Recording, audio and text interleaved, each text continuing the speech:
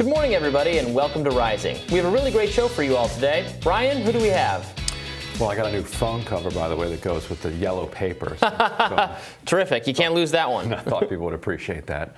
But no, Miki Konst will be here, Rachel Bovard as well, to discuss the outgoing State Department officials' blistering response to Biden's use of Title 42 on the border. And Matt Stoller will be here to weigh in on the Facebook, Instagram blackout. Plus, our friend Kim Iverson joins us later in the show to discuss vaccine mandates in California. But first, during a press conference with reporters yesterday, President Biden was questioned about the treatment of Senators Joe Manchin and Kyrsten Sinema, after each senator had constituents confront them on the infrastructure package over the weekend. Biden first condemned the actions taken against Sinema, but the media took the latter part of his comments and then ran with that. Let's take a listen to Biden's remarks, and you can decide for yourself whose side he was on. Mr. President, you're talking about how you have 48 Democratic votes right now. The other two have been pressured over the weekend by activists. Joe Manchin had people on kayaks show up to his boat to yell at him. Senator Sinema last night was chased into a restroom. Do you think that those tactics are crossing a line? I don't think they're appropriate tactics, but it happens to everybody. From the only people it doesn't happen to are people who have Secret Service standing around them. It's part of the process. After this came out, Fox News blasted Biden for saying it's part of the process, effectively ignoring his opening remark that he does not think they are appropriate tactics. Let's listen to that last part one more time. It happens to everybody. From the only people it doesn't happen to are people who have Secret Service standing around them. It's part of the process. Sinema's confrontation, in particular, drew defense from some prominent figures on the right, most notably former Trump White House aide Stephen Miller, who condemned the illegal alien who harassed Sinema, saying that ICE would swiftly deport this person in a functioning democracy. On the other hand, the hashtag #BasedBiden started trending on Twitter after liberal Twitter cheered Biden's deal with it answer on the media freakout over Sinema's protesters. So this is kind of funny, but it's a really media screw up on the part of conservative media, making it sound like Biden was utterly callous here, and he wasn't at all. They just took the second part of the clip out of context, which is the thing the right complains about all the time when it happens to them. And it shows how narratives can get formed on social media in particular, because the post that has well more than 1 million views that really got this going, it says something like, wow, callous Biden says that hey, this deal with it, this is just part of the process, and that's and only quotes the part, but the full video is included in the tweet. But people don't watch the whole video. Right. And because watching videos is annoying. It's very annoying. If you're on the bus, you don't have your headphones, right. You don't have your earbuds, you don't want to play it out loud. Nobody wants to hear that from you. If you're at home, you're going to annoy somebody. And so 99% of people aren't going to play the actual clip. You could say, wow, Biden just admitted to eating children in the basement of the White House, and people would be outraged. Eat the United States, and you just take out the middle part. So that's how you can manipulate people, by taking the quote out of context, but then including the entire video, so that when you get criticized for spreading misinformation, you say, well, I included the full clip, but you know full well that people aren't gonna listen to it. On the other hand, it was kind of a based reply to say, like, look, those aren't appropriate tactics, but deal with it. So there was a but deal with it kind of element to it, saying, like, look, this is part of politics. You want to be at the center of the conversation. Nobody's chasing Mark Kelly into a bathroom. I said yesterday, I'll say it again, completely moronic to chase her into a bathroom. And I think that she went in there deliberately so that they would follow her in there, so that she could embarrass them.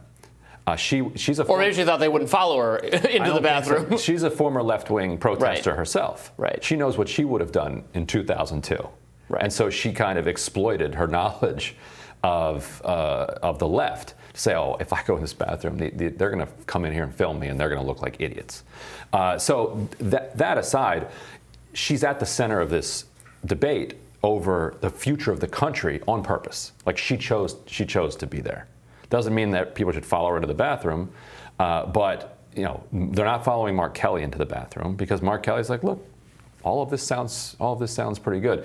So Biden's point is like, look, this is part of the process. While he did say, I don't consider these tactics to be appropriate. Yeah.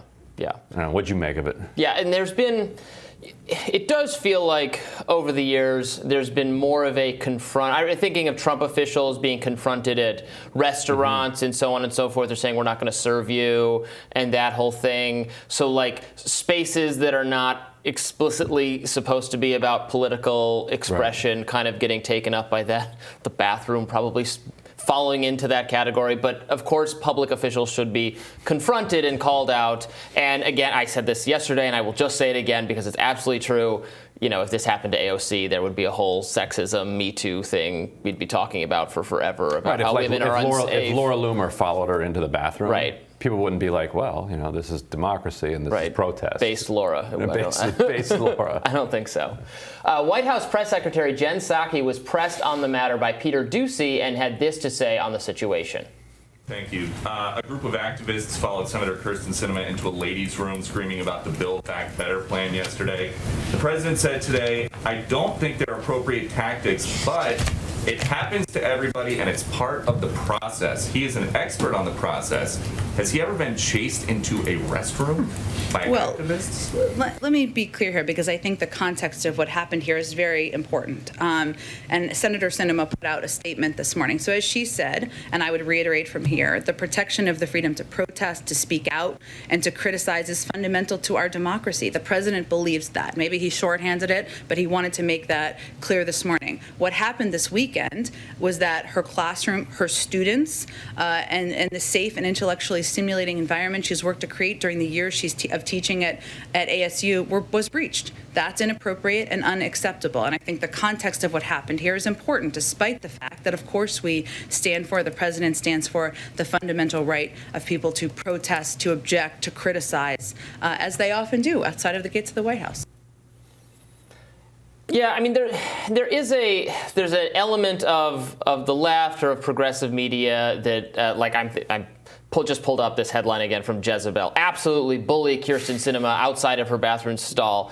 That's just very uncompromising and militant and uncharitable, and I don't think is a good look to use a kind of parlance popular with young people, but which is not to say, again, you should not criticize these people. You should, and the First Amendment is messy, and there's not a designated First Amendment zone where you only get to protest within it.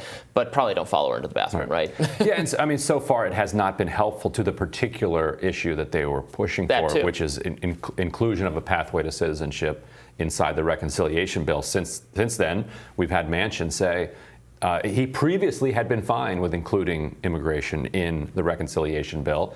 Now he's saying, you know what, it might be too big. So if you're losing ground on the issue that you're fighting over, then it's not effective protest. If they can somehow morph the conversation into where it ought to be, which is Sinema's refusal to talk to the public, or to talk to her constituents or to talk to the media about what it is that she's concerned about, then that could be beneficial to the broader package. That's what she was lampooned for on Saturday Night Live. Sinema, what do you want? She says on Saturday Night Live, I'll never tell. I'll never tell. And so that does fit in. Like she's so closed off about what she wants out of this bill that people are forced to track her, around her state. So if they can involve it in that direction, that could be, overall useful. The best example I can think of something akin to this working and working because I think the activists were very careful in how they did it was, didn't they, during the Kavanaugh hearings, a group of activists followed Jeff Flake into the elevator and just kind of had a conversation with him. Mm-hmm. And then he did come out and he petitioned for more time, more consideration of it. He joined Democrats in something to consider the matter more, and that actually worked. I think I have the only interview with one of those activists in my book, which covers in a chapter that scene of protests. But yeah, it was more luck than anything else. But they were just, it wasn't just luck because they were in the right place at the right time on purpose. Like they knew Jeff Flake was a key vote, and they saw him leaving from his Hart Senate office building to the Judiciary Committee hearing where he was about to go vote and vote to move Kavanaugh to the Senate floor. They held up the elevator. They made a heartfelt plea to him just on a personal level to look closer into it. He changed his mind. He said, we need to investigate this. The FBI then did not do an investigation, right. As was clear at the time, but they did win that week-long investigation. So yeah, it can work if you can reach people on a human level. It's hard to do that through a stall door. Yeah. We'll tell you what's on our radars coming up next. Stay with us.